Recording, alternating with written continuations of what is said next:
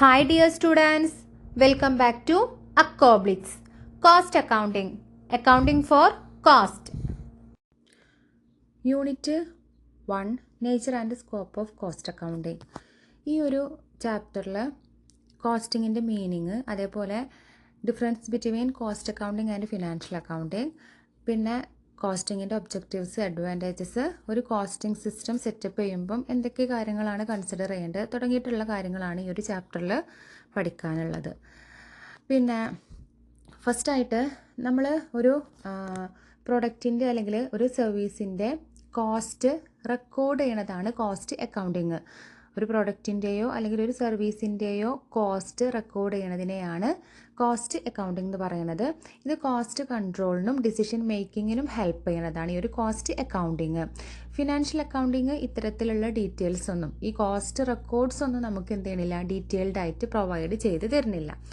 ഇനി need for costing, അതാണ് first ടോപ്പിക്കായിട്ട് വരുന്നത്.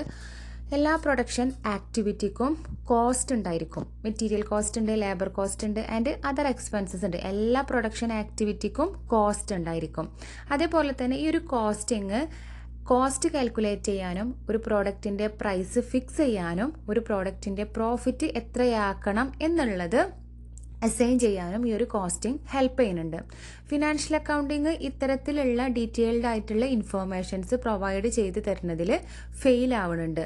അപ്പം അതുകൊണ്ട് ഈ ഒരു ഫിനാൻഷ്യൽ അക്കൗണ്ടിങ്ങിൻ്റെ ലിമിറ്റേഷൻസ് മൂലമാണ് ഈ ഒരു കോസ്റ്റ് അക്കൗണ്ടിങ്ങിൻ്റെ നീഡ് വന്നിട്ടുള്ളത്. അപ്പം നീഡ് ഫോർ കോസ്റ്റിംഗ് എന്ന് ചോദിച്ചാൽ ആദ്യം ഈ ഒരു 3 പോയിന്റ്സ് എഴുതണം. എന്നിട്ട് എന്തെഴുതണം, ഫിനാൻഷ്യൽ ഡീറ്റെയിൽഡ് ആയിട്ടുള്ള കോസ്റ്റ് ഇൻഫോർമേഷൻസ് പ്രൊവൈഡ് ചെയ്യുന്നതിൽ ഫെയിൽ ആയതുകൊണ്ടാണ് കോസ്റ്റ് അക്കൗണ്ടിങ്ങിൻ്റെ നീഡ് വന്നിട്ടുള്ളത് എന്നാണ് നമ്മൾ പറയേണ്ടത്. അപ്പം എന്തൊക്കെയാണ് ഫിനാൻഷ്യൽ അക്കൗണ്ടിങ്ങിൻ്റെ ലിമിറ്റേഷൻസ് എന്നാണ് നോക്കാൻ പോണത്.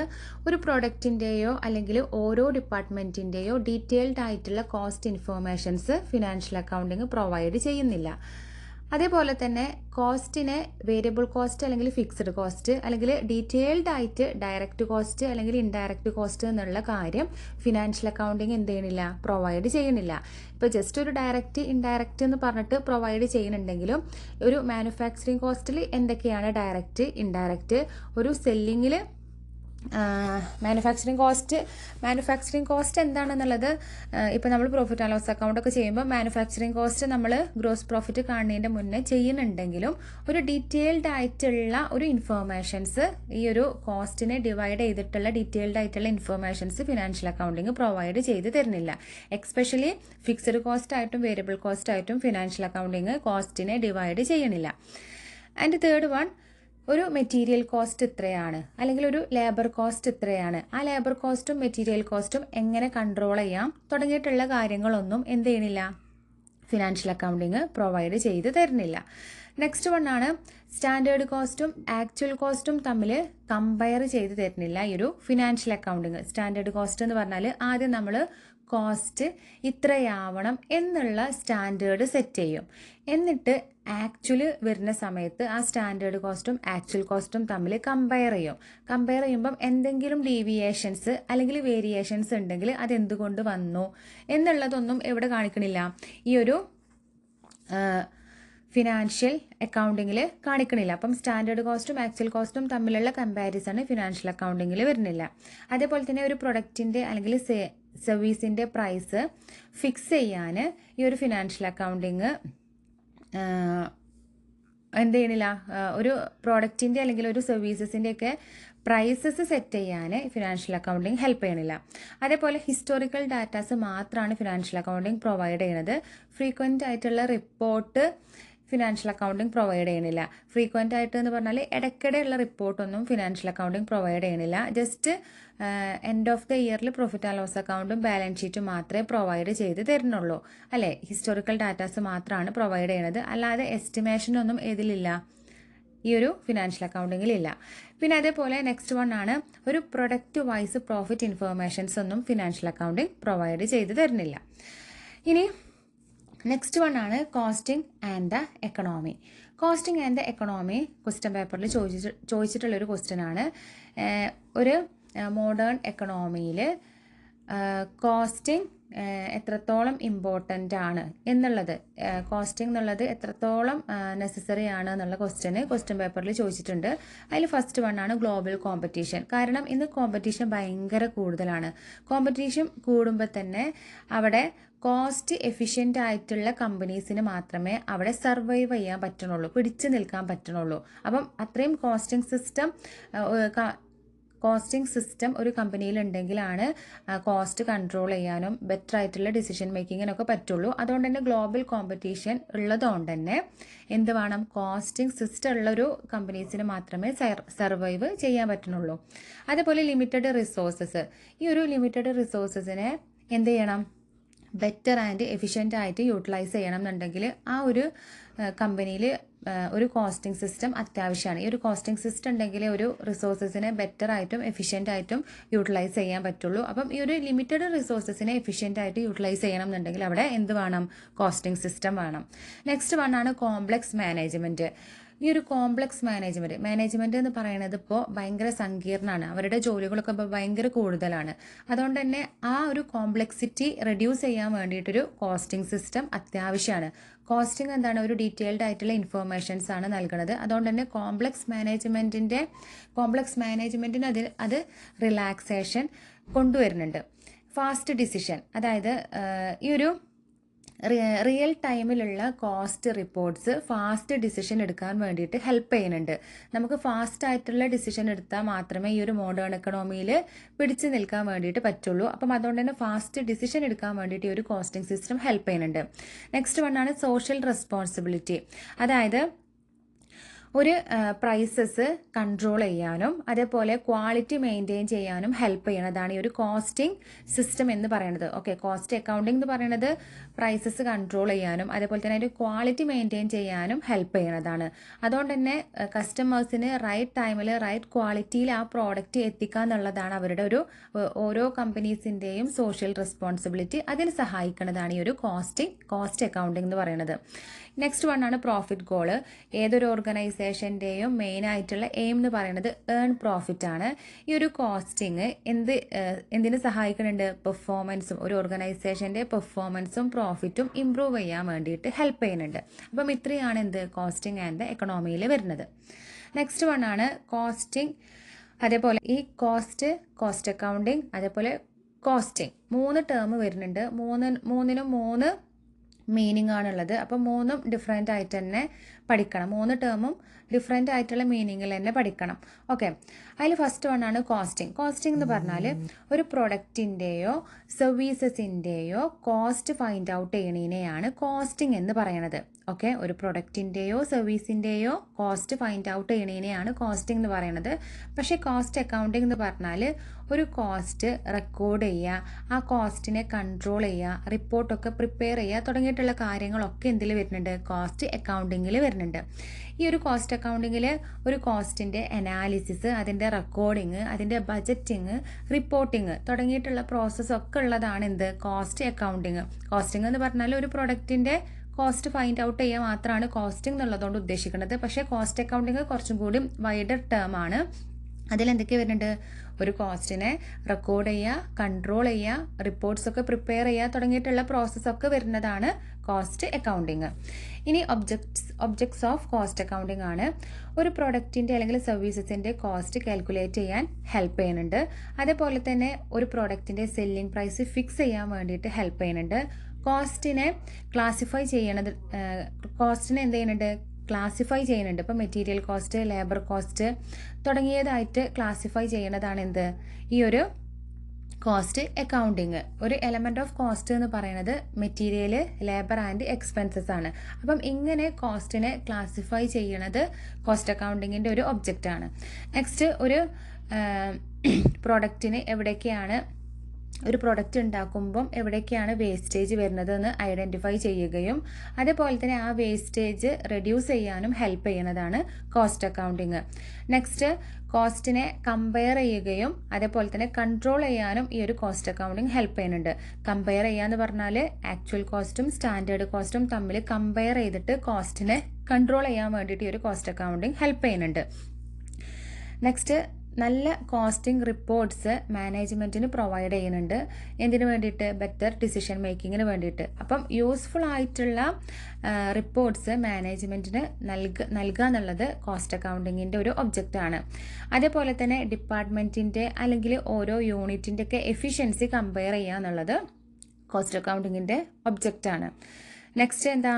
Prepare cost statement. Cost statement prepare ചെയ്യുക എന്നുള്ളത് കോസ്റ്റ് അക്കൗണ്ടിങ്ങിൻ്റെ ഒബ്ജക്റ്റാണ് ഫോർ പ്ലാനിങ് ആൻഡ് കൺട്രോൾ. പ്ലാനിങ്ങിനും കൺട്രോളിങ്ങിനും വേണ്ടിയിട്ട് കോസ്റ്റ് സ്റ്റേറ്റ്മെൻറ്റ് പ്രിപ്പയർ ചെയ്യുക എന്നുള്ളത് കോസ്റ്റ് അക്കൗണ്ടിങ്ങിൻ്റെ ഒബ്ജക്റ്റാണ്. നെക്സ്റ്റ് വൺ ആണ് കോസ്റ്റ് ആൻഡ് ഫിനാൻഷ്യൽ അക്കൗണ്ടിങ് തമ്മിലുള്ള ഡിഫറൻസസ്. ക്വസ്റ്റ്യൻ പേപ്പറിൽ വന്നിട്ടുള്ളൊരു ക്വസ്റ്റ്യൻ ആണ് കേട്ടോ. അതിൽ ഫസ്റ്റ് കോസ്റ്റ് അക്കൗണ്ടിങ്ങിൽ വരുന്നത് ഒരു പ്രൊഡക്റ്റിൻ്റെ അല്ലെങ്കിൽ സർവീസസിൻ്റെ ഒക്കെ കോസ്റ്റ് കാൽക്കുലേറ്റ് ചെയ്യുക എന്നുള്ളതാണ് കോസ്റ്റ് അക്കൗണ്ടിങ്ങിൽ വരുന്നത്. ഫിനാൻഷ്യൽ അക്കൗണ്ടിങ്ങിൽ വരുന്നത് എന്താണ്? ഓവറാൾ പ്രോഫിറ്റ് അല്ലെങ്കിൽ ലോസ് ഷോ ചെയ്യുന്നതാണ് ഫിനാൻഷ്യൽ അക്കൗണ്ടിങ്. ഒരു ബിസിനസ്സിൻ്റെ ഓവറാൾ പ്രോഫിറ്റ് ഷോ ചെയ്യുന്നതാണ് ഫിനാൻഷ്യൽ അക്കൗണ്ടിങ്.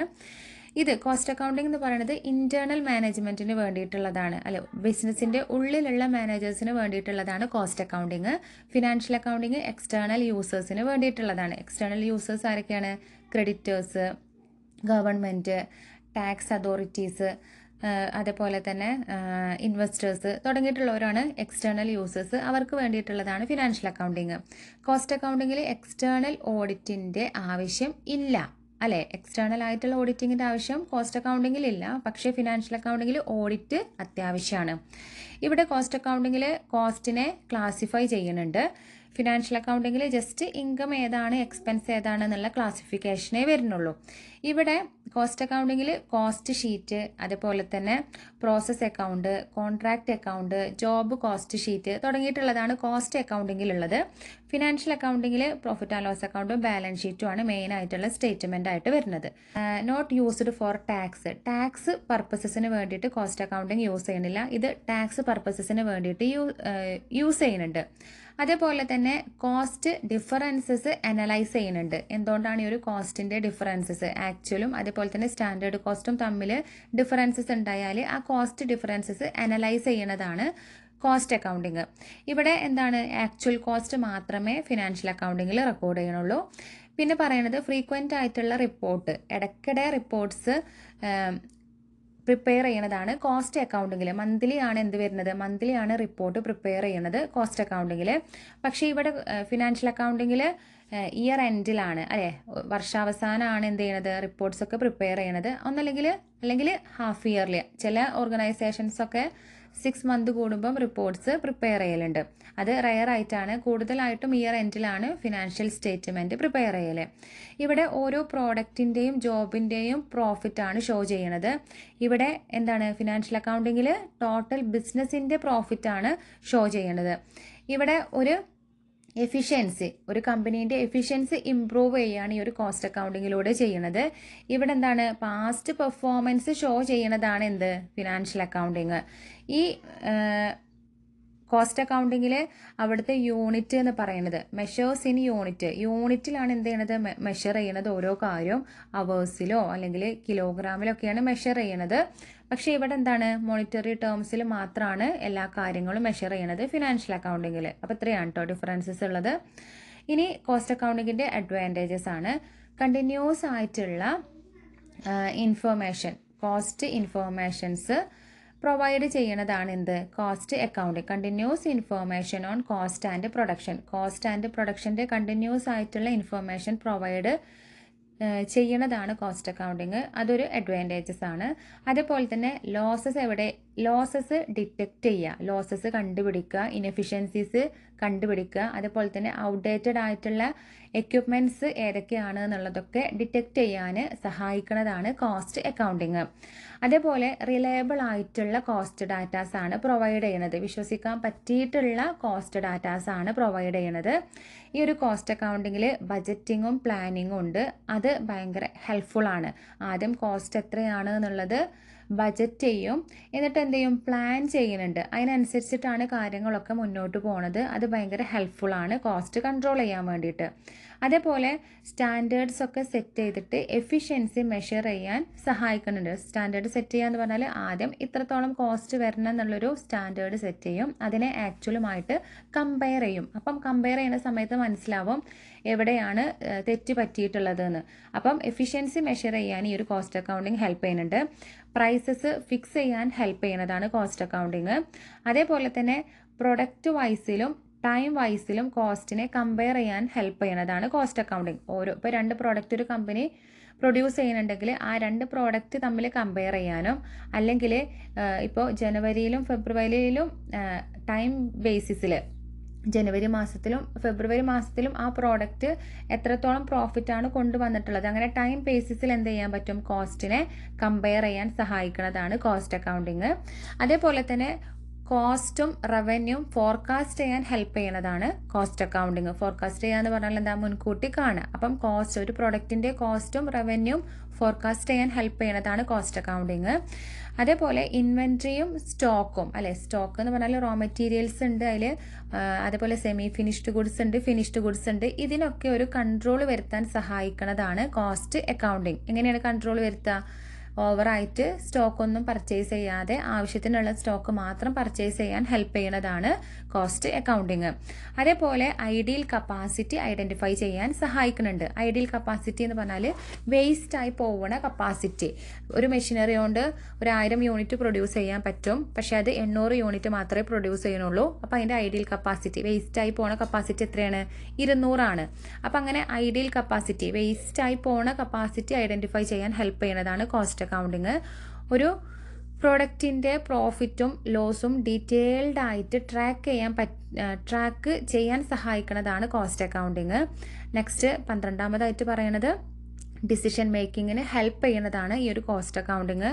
മേക്ക് ചെയ്യണോ അതോ ബൈ ചെയ്യണോ? മേക്ക് ചെയ്യണോ ബൈ ചെയ്യണോ എന്ന് പറഞ്ഞാൽ പ്രൊഡക്റ്റ് നമ്മളുടെ ഈ പ്രൊഡക്റ്റ് നമ്മളുടെ ഫാക്ടറിയിൽ ഉണ്ടാക്കണോ അതോ നമ്മൾ പുറത്തുനിന്ന് പർച്ചേസ് ചെയ്യണോ? അതേപോലെ തന്നെ ഭയങ്കര ഡിപ്രഷൻ പീരീഡിൽ ഈ ഒരു ഫാക്ടറി ക്ലോസ് ചെയ്യണോ, ഷട്ട് ഡൗൺ ചെയ്യണോ അതോ കണ്ടിന്യൂ ചെയ്യണോ എന്ന് തീരുമാനിക്കാനുള്ളതൊക്കെ, അങ്ങനെയുള്ള ഡിസിഷൻസ് ഒക്കെ എടുക്കാൻ സഹായിക്കുന്നതാണ് ഈ ഒരു കോസ്റ്റ് അക്കൗണ്ടിങ്. അപ്പം ഇത്രയാണ് അഡ്വാൻറ്റേജസ്. നോക്കിയിട്ട് പോവുക, വരാൻ ചാൻസ് ഉള്ളൊരു ക്വസ്റ്റ്യൻ ആട്ടോ കോസ്റ്റ് അക്കൗണ്ടിങ്ങിൻ്റെ അഡ്വാൻറ്റേജസ്. ഇനി next, installation of costing system. ഒരു കോസ്റ്റിംഗ് സിസ്റ്റം ഇപ്പോൾ ഫിനാൻഷ്യൽ അക്കൗണ്ടിങ് എല്ലാ ഓർഗനൈസേഷനിലും നിർബന്ധമാണ്, പക്ഷേ കോസ്റ്റ് അക്കൗണ്ടിങ് അങ്ങനെ നിർബന്ധമല്ല. വേണ്ട ഓർഗനൈസേഷന് മാത്രം അത് ഇൻസ്റ്റാൾ ചെയ്താൽ മതി. അപ്പം ഇൻസ്റ്റാൾ ചെയ്യുമ്പോൾ, ഒരു കോസ്റ്റിംഗ് സിസ്റ്റം ഇൻസ്റ്റാൾ ചെയ്യുമ്പം അതിന് കുറച്ച് ഡിഫിക്കൽട്ടീസ് ഉണ്ട്, പോസിബിൾ ആയിട്ടുള്ള കുറച്ച് ഡിഫിക്കൽട്ടീസ് ഉണ്ട്. അതെന്തൊക്കെയാണ് എന്നുള്ളതാണ്. അതായത് എല്ലാ മാനേജ്മെൻറ്റിൻ്റെയും സപ്പോർട്ടില്ലാത്തത്. ഓക്കെ, ഇപ്പോൾ കോസ്റ്റിംഗ് സിസ്റ്റം കൊണ്ടുവരാൻ വേണ്ടിയിട്ട് മാനേജ്മെൻറ്റിൻ്റെ ഒരു സപ്പോർട്ട് ഉണ്ടാവണമെന്നില്ല, അതൊരു ഡിഫിക്കൽറ്റിയാണ്. നോ സപ്പോർട്ട് ഫ്രം മാനേജ്മെൻറ്റിൻ്റെ ഒരു സപ്പോർട്ടില്ലായ്മ. അതേപോലെ തന്നെ ഫിനാൻഷ്യൽ അക്കൗണ്ടിങ് സ്റ്റാഫിൻ്റെ റെസിസ്റ്റൻസ്, അവരുടെ സപ്പോർട്ടില്ലായ്മ, ഫിനാൻഷ്യൽ അക്കൗണ്ടിങ് സ്റ്റാഫിൻ്റെ സപ്പോർട്ട് ഇല്ലാത്തത്. അതേപോലെ തന്നെ എക്സിസ്റ്റിംഗ് സ്റ്റാഫ് വിചാരിക്കുകയാണ് അവർക്ക് എക്സ്ട്രാ വർക്ക് വരും എന്നുള്ളത്. അപ്പം എക്സിസ്റ്റിംഗ് സ്റ്റാഫിന് എക്സ്ട്രാ വർക്ക് വരും എന്ന് വിചാരിക്കുന്നത് കൊണ്ട് തന്നെ അവരുടെ ഭാഗത്തു നിന്നും ഒരു എതിർപ്പുണ്ടാവും, അതൊരു ഡിഫിക്കൽറ്റിയാണ്. അതേപോലെ ട്രെയിൻഡ് ആയിട്ടുള്ള ആളുകളുടെ കുറവ്, ഷോർട്ടേജ് ഒരു ഡിഫിക്കൽറ്റിയാണ്. അതേപോലെ ഈ ഒരു കോസ്റ്റിംഗ് സിസ്റ്റം സെറ്റ് ചെയ്യണമെന്നുണ്ടെങ്കിൽ അതിന് ഹൈ കോസ്റ്റാണ് വരുന്നത്, അതൊരു ഡിഫിക്കൽറ്റിയാണ്. ഇനി ഫാക്ടേഴ്സ് ടു കൺസിഡർ, ഇത് ക്വസ്റ്റ്യൻ പേപ്പറിൽ വന്നിട്ടുള്ളൊരു ക്വസ്റ്റ്യൻ ആണ് കേട്ടോ. എന്തൊക്കെയാണ് നമ്മളൊരു കോസ്റ്റിംഗ് സിസ്റ്റം ഇൻസ്റ്റാൾ ചെയ്യണതിൻ്റെ മുൻപായിട്ട് കൺസിഡർ ചെയ്യേണ്ട ഫാക്ടേഴ്സ്? ക്വസ്റ്റ്യൻ പേപ്പറിൽ വന്നിട്ടുള്ള ക്വസ്റ്റ്യൻ ആണ്. അതിൽ ഫസ്റ്റ് വൺ പറയണത് മെയിൻ ആയിട്ടുള്ള പർപ്പസ് എന്താണ് എന്നുള്ളത് ആദ്യം സെറ്റ് ചെയ്യണം, എങ്കിൽ മാത്രമേ ആ ഒരു സിസ്റ്റം സക്സസ് ആവുള്ളൂ. അപ്പോൾ മെയിൻ ആയിട്ടുള്ള പർപ്പസ് ഇപ്പം കോസ്റ്റ് കൺട്രോൾ ആണോ അതോ പ്രൈസിങ് ആണോ എന്നുള്ളത് ഫസ്റ്റായിട്ട് സെറ്റ് ചെയ്യണം. അതേപോലെ ബിസിനസ്സിൻ്റെ ടൈപ്പിനും സൈസിനും അനുസരിച്ചിട്ടുള്ള കോസ്റ്റിംഗ് സിസ്റ്റം ആയിരിക്കണം സെറ്റ് ചെയ്യേണ്ടത്. ഇപ്പം lower level, middle level and high level, അങ്ങനെ 3 ലെവൽസ് ഉണ്ട്. ഈ 3 ലെവൽസിന് ആപ്റ്റ് ആയിട്ടുള്ളൊരു കോസ്റ്റിംഗ് സിസ്റ്റം വേണം സെറ്റ് ചെയ്യാൻ. അതേപോലെ തന്നെ മാനേജീരിയൽ ക്വാളിറ്റി, നല്ലൊരു മാനേജീരിയൽ ക്വാളിറ്റി ഉള്ള ഓർഗനൈസേഷനിൽ ഈ ഒരു കോസ്റ്റിംഗ് സിസ്റ്റം സെറ്റ് ചെയ്താലേ അതിന് കാര്യം ഉണ്ടാവുള്ളൂ. അതാണ് പറയുന്നത് മാനേജീരിയൽ ക്വാളിറ്റി. പിന്നെ പറയുന്നത് information sources and reporting. Informations കിട്ടാനുള്ള സോഴ്സസ് ഉണ്ടായിരിക്കണം, അതേപോലെ തന്നെ അത് റിപ്പോർട്ട് ചെയ്യാനുള്ളൊരു നല്ലൊരു മാനേജിങ് സിസ്റ്റം എവിടെ ഉണ്ടാവണം, ഈ ഒരു കോസ്റ്റിംഗ് സിസ്റ്റത്തിൽ ഉണ്ടായിരിക്കണം. അപ്പം ഇൻഫോർമേഷൻ സോഴ്സസ് ആൻഡ് റിപ്പോർട്ടിംഗ് ഉണ്ടായിരിക്കണം. അതേപോലെ ഒരു ബിസിനസ്സിൻ്റെ ടെക്നിക്കൽ ആസ്പെക്ട്സ് നല്ലതായിരിക്കണം. ഒരു ബിസിനസ്സിൻ്റെ ടെക്നോളജിക്കലി അഡ്വാൻസ്ഡ് ആയിട്ടുള്ള ഒരു ബിസിനസ് ഓർഗനൈസേഷൻ ആയിരിക്കണം. എല്ലാ സ്റ്റാഫിൻ്റെയും കോർപ്പറേഷൻ ഉണ്ടായിരിക്കണം. അതേപോലെ തന്നെ ഒരു ഓപ്പറേഷൻസിലുള്ള വേരിയബിൾ കോസ്റ്റ് ഏതൊക്കെയാണ് എന്നുള്ളത് കൃത്യമായിട്ട് മനസ്സിലാക്കണം. എങ്കിൽ മാത്രമേ ഈ ഒരു കോസ്റ്റിംഗ് സിസ്റ്റം അപ്ലൈ ചെയ്തിട്ട് കാര്യം ഉണ്ടാവുള്ളൂ. ഫിക്സ്ഡ് കോസ്റ്റ്, വേരിയബിൾ കോസ്റ്റ് എന്നുള്ളതുണ്ട്. വേരിയബിൾ കോസ്റ്റ് നമുക്ക് ഡീറ്റെയിൽഡ് ആയിട്ട് പഠിക്കാനുണ്ട് കേട്ടോ. അപ്പോൾ പറഞ്ഞുതരാം. ആൻഡ് ഫിനാൻഷ്യൽ അക്കൗണ്ടിങ്ങും കോസ്റ്റ് അക്കൗണ്ടിങ്ങും തമ്മിൽ ഈസി ആയിട്ട് റീകൺസീലിയേഷൻ ചെയ്യാൻ പറ്റണം. റീകൺസീലിയേഷൻ എന്ന് പറഞ്ഞാൽ എന്താണ്? ഫിനാൻഷ്യൽ അക്കൗണ്ടിങ്ങിലുള്ള പ്രോഫിറ്റും അതേപോലെ കോസ്റ്റ് അക്കൗണ്ടിങ്ങിലുള്ള പ്രോഫിറ്റും സെയിം ആക്കാൻ വേണ്ടിയിട്ട് പ്രിപ്പയർ ചെയ്യണ ഒരു സ്റ്റേറ്റ്മെൻ്റ് ആണ് റീകൺസീലിയേഷൻ സ്റ്റേറ്റ്മെൻറ്റ് എന്ന് പറയുന്നത്. അപ്പം ആ ഒരു സ്റ്റേറ്റ്മെൻറ്റ് അങ്ങനെ ഈസി ആയിട്ട് റീകൺസീലിയേഷൻ ചെയ്യാൻ പറ്റുന്നതായിരിക്കണം. ആൻഡ് ഈസി ആയിട്ട് ഈ ഒരു കോസ്റ്റ് ഡാറ്റാസ് ഈസി ആയിട്ട് കളക്ട് ചെയ്യാൻ പറ്റണം. അതേപോലെ തന്നെ ഒരു പ്രൊഡക്റ്റിൻ്റെ നേച്ചറും അതേപോലെ തന്നെ ഈ ഒരു സിസ്റ്റത്തിൻ്റെ നീഡ്സും ആവശ്യകതയും എന്താണ് എന്നുള്ളത് വ്യക്തമായിട്ട് മനസ്സിലാക്കിയിട്ട് വേണം ഒരു കോസ്റ്റിംഗ് സിസ്റ്റം അപ്ലൈ ചെയ്യാൻ. ഒരു പ്രൊഡക്റ്റിൻ്റെ നേച്ചർ അനുസരിച്ചിട്ടും ഈ ഒരു സിസ്റ്റത്തിൻ്റെ ആവശ്യകത അനുസരിച്ചിട്ടും വേണം കോസ്റ്റിംഗ് സിസ്റ്റം ഇൻസ്റ്റാൾ ചെയ്യാൻ വേണ്ടിയിട്ട്. അതേപോലെ തന്നെ ഈ ഒരു കോസ്റ്റിംഗ് സിസ്റ്റം ഇൻസ്റ്റാൾ ചെയ്താൽ അതിൻ്റെ ബെനഫിറ്റ് എന്തൊക്കെയാണ് എന്നുള്ളൊരു കൃത്യമായിട്ടുള്ള അവയർനെസ് സ്റ്റാഫിൻ്റെ ഇടയിൽ ഉണ്ടായിരിക്കണം. അപ്പം ഇത്രയും കാര്യങ്ങളാണ് നമ്മൾ ഒരു കോസ്റ്റിംഗ് സിസ്റ്റം ഇൻസ്റ്റാൾ ചെയ്യണതിൻ്റെ മുന്നേ കൺസിഡർ ചെയ്യേണ്ട കാര്യങ്ങൾ. നെക്സ്റ്റ് വണ്ണാണ് ഒരു കോസ്റ്റിംഗ് സിസ്റ്റം സക്സസ് ആവണമെന്നുണ്ടെങ്കിൽ എന്തൊക്കെ കാര്യങ്ങളാണ് വേണ്ടത് എന്നാണ് പറയണത്. ഓക്കെ, കോസ്റ്റിംഗ് സിസ്റ്റം സക്സസ് ആവണമെന്നുണ്ടെങ്കിൽ എന്തൊക്കെ കാര്യങ്ങളാണ് എന്നാണ് പറയണത്. ഒരു ബിസിനസ്സിൻ്റെ നേച്ചറിന് സ്യൂട്ട് ആവണ രീതിയിലുള്ള കോസ്റ്റിംഗ് സിസ്റ്റം ആയിരിക്കണം. ഒരു ബിസിനസ്സിൻ്റെ നേച്ചറിന് സ്യൂട്ടബിൾ ആവണ കോസ്റ്റിംഗ് സിസ്റ്റം ആവണം. അതേപോലെ തന്നെ അത് യൂസ് ചെയ്യാൻ സിമ്പിളും ഈസി ആവണം. എല്ലാ സ്റ്റാഫിൻ്റെയും കോപ്പറേഷൻ ഉണ്ടാവണം.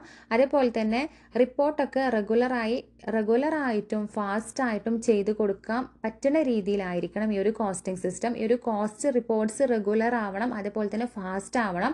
എങ്കിൽ മാത്രമേ മാനേജേഴ്സിന് അവരുടെ ഡിസിഷൻസ് എടുക്കാൻ പറ്റുള്ളൂ. അതേപോലെ ഫിനാൻഷ്യൽ അക്കൗണ്ടിങ്ങും കോസ്റ്റ് അക്കൗണ്ടിങ്ങും തമ്മിൽ ലിങ്ക് ചെയ്യണ രീതിയിലുള്ളതായിരിക്കണം. ലിങ്ക് ചെയ്യുക എന്ന് പറഞ്ഞാൽ എന്താണ്? റീകൺസീലിയേഷൻ സ്റ്റേറ്റ്മെൻറ്റ് ഈസി ആയിട്ട് പ്രിപ്പയർ ചെയ്യാൻ പറ്റുന്ന രീതിയിലുള്ളതായിരിക്കണം ഈ ഒരു കോസ്റ്റിംഗ് സിസ്റ്റം. ഇത് കോസ്റ്റ് കൺട്രോളിന് ഹെൽപ്പ് ചെയ്യണതായിരിക്കണം. കോസ്റ്റ് കൺട്രോളാണല്ലോ മെയിൻ ആയിട്ടുള്ള ലക്ഷ്യം എന്ന് പറയുന്നത്. അപ്പം കോസ്റ്റ് കൺട്രോളിന് ഹെൽപ്പ് ചെയ്യണതായിരിക്കണം ഈ ഒരു കോസ്റ്റിംഗ് സിസ്റ്റം എന്ന് പറയുന്നത്. അതേപോലെ തന്നെ ആക്ച്വൽ കോസ്റ്റും എസ്റ്റിമേറ്റഡ് കോസ്റ്റും തമ്മിൽ കമ്പയർ ചെയ്യാൻ പറ്റുന്നതായിരിക്കണം ഈ ഒരു കോസ്റ്റിംഗ് സിസ്റ്റം. അതേപോലെ തന്നെ നമ്മളെ ബിസിനസ്സിൻ്റെ മെത്തേഡ്സിലോ കണ്ടീഷനിലോ എന്തെങ്കിലും ചേഞ്ചസ് വന്നാൽ ആ ചേഞ്ചസിനനുസരിച്ച് മാറ്റം വരുത്തുന്ന രീതിയിലായിരിക്കണം ഈ ഒരു കോസ്റ്റിംഗ് സിസ്റ്റം. ഫ്ലെക്സിബിൾ ആയിരിക്കണം എന്നാണ് പറയുന്നത്. Flexible to adapt to change. Flexible എന്ന് പറഞ്ഞാൽ അയവുള്ളതായിരിക്കണം, ഭയങ്കര റിജിഡ് ആവരുത്. എന്തെങ്കിലും ഓർഗനൈസേഷനിൽ എന്തെങ്കിലും ചേഞ്ചസ് വന്നാൽ ആ ചേഞ്ചസിന് അനുസരിച്ച് ഫ്ലെക്സിബിൾ ആയിട്ടുള്ള രീതിയിൽ ആവണം ഈ ഒരു കോസ്റ്റിംഗ് സിസ്റ്റം. പിന്നെ അതേപോലെ തന്നെ cost should be justified by the ബെനഫിറ്റിനനുസരിച്ച് ജസ്റ്റിഫൈ ചെയ്യാൻ പറ്റുന്നതായിരിക്കണം ഈ ഒരു കോസ്റ്റിംഗ് സിസ്റ്റം. അപ്പം ഇത്രയാണ് എന്തുള്ളത്? സക്സസ് ഓഫ് ദ കോസ്റ്റിംഗ് സിസ്റ്റത്തിൽ പറയുന്നത്. ഇത്രയാണ് ഫസ്റ്റ് ചാപ്റ്ററിൽ മെയിനായിട്ടുള്ള കാര്യങ്ങളൊക്കെ.